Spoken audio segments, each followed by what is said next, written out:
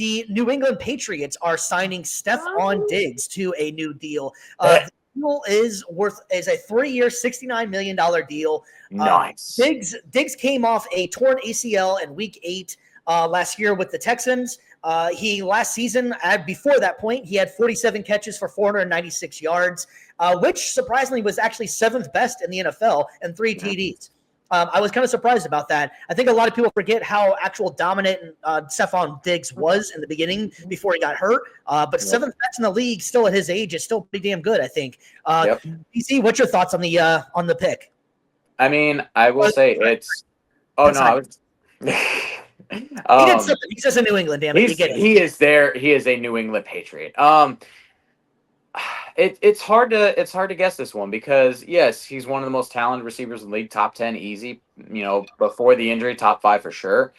But obviously now with the injury, torn ACL, I mean, it's not quite the debilitating injury it once was, but this also could be an injury that slows him down. It's more of a 50-50 gamble with ACL tears at this point. Some of them have Adrian Peterson like renaissances and comebacks or Chris Godwin where they come back and they're just on a tear. Other times they lose a step and they're not nearly the same. $69 million over 3 years, correct? That's the deal. 3 years, $69 million, right? Nice. Yep.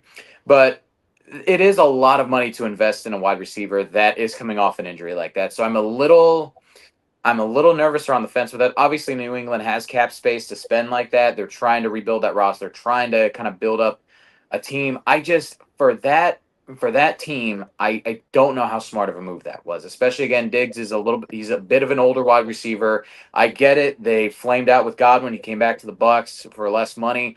But you're kind of a rebuilding team, and for you to commit that much money to a veteran wide receiver that is coming off a major surgery like that, I don't see how smart necessarily it is. Maybe they're trying to build up a culture. Maybe it's a short-term pain, long-term gain kind of thing they're figuring out.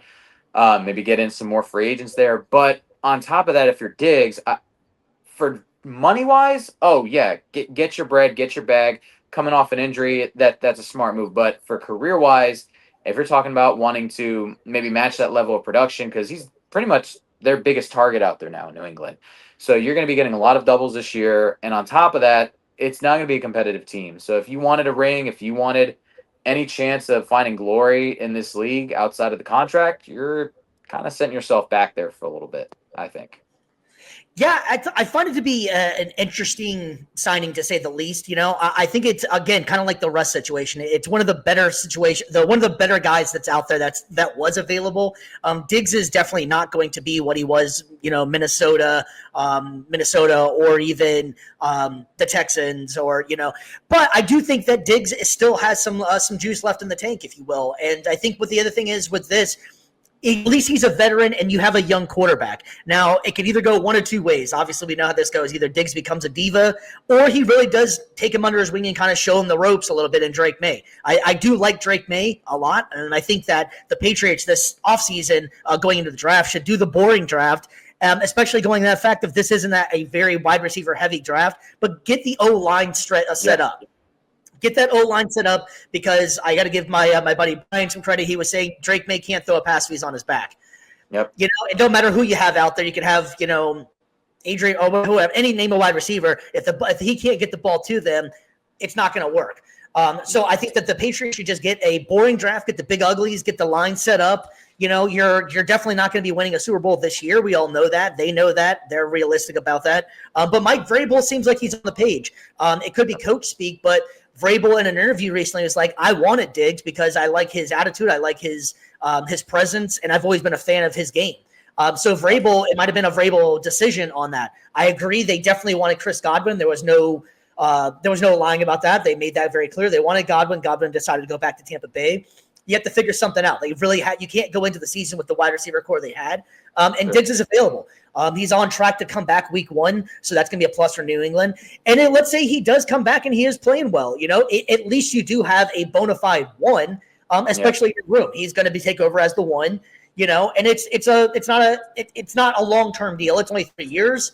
I'm sure that there's silver line, or there's contract in there that if it's not working out, they can get rid of him after 2 or injuries or whatever.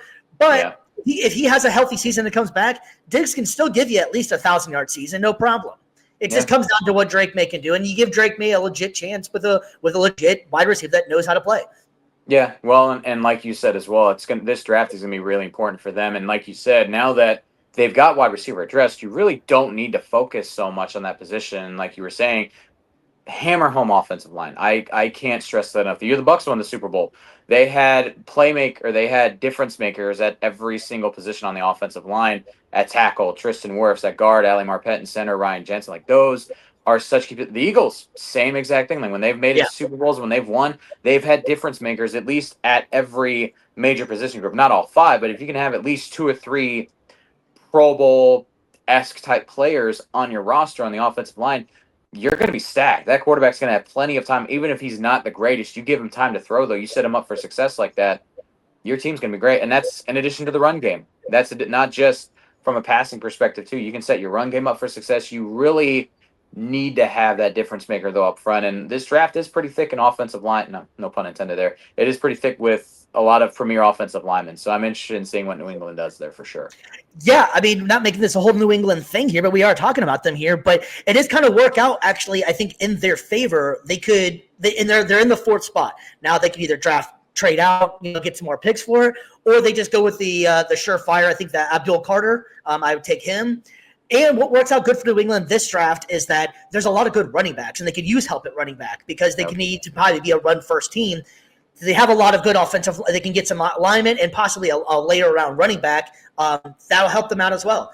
So I think that they're in a pretty good spot because landing Diggs, now they don't have to necessarily focus as much. And like we were saying before, it's kind of a weaker wide receiver class. So if they don't even draft any other wide receivers or maybe even a 4th round one, there's not the expectation of you have this guy out here and Diggs can handle that at least for another year. And let's face it, next year's draft is going to be a lot better in offense. There's just it's just a lot better offensive class than it was this year. This year's draft class just seems like there's a lot of guys that's going to play for 10, 15 years, but you're not going to remember their names.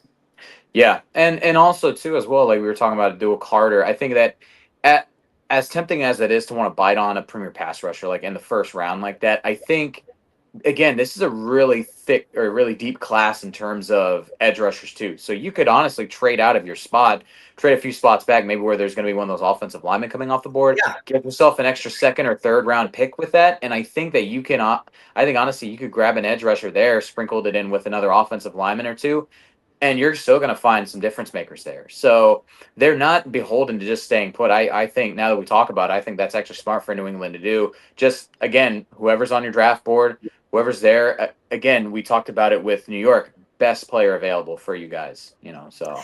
Yeah, and we'll definitely get a lot more into the draft. The draft's coming up April 24th, so we got some time coming up. And I love the draft, honestly. It sounds kind of crazy. It's just basically guys getting picked, but it's there's always hope and like the storylines and what teams do. Makes it a lot of fun. So we'll definitely have a lot more coming up in the draft here soon, very soon, a couple weeks from now. Yeah.